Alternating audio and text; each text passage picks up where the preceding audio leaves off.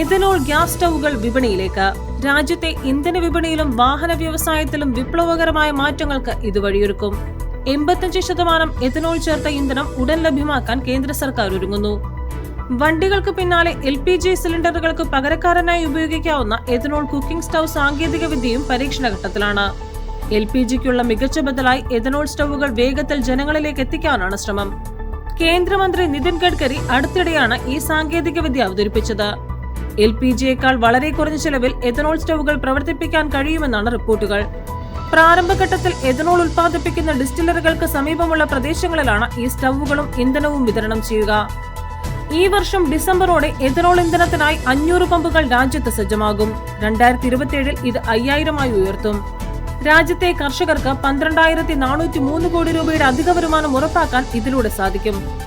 പെട്രോളിനൊപ്പമോ അല്ലെങ്കിൽ പൂർണ്ണമായോ എഥനോൾ ഉപയോഗിച്ച് ഓടിക്കാൻ കഴിയുന്ന ഫ്ലെക്സ് ഫ്യൂവൽ വാഹനങ്ങളും താമസിയാതെ നിരത്തിലിറങ്ങും. കരിമ്പിൽ നിന്നും മറ്റ് കാർഷിക അവശിഷ്ടങ്ങളിൽ നിന്നും ഇന്ത്യയിൽ തന്നെ ഇത് ഉൽപ്പാദിപ്പിക്കാം. ഇതോടെ ഇന്ധനത്തിനായി വിദേശ രാജ്യങ്ങളെ ആശ്രയിക്കുന്നത് കുറയ്ക്കാൻ കഴിയും.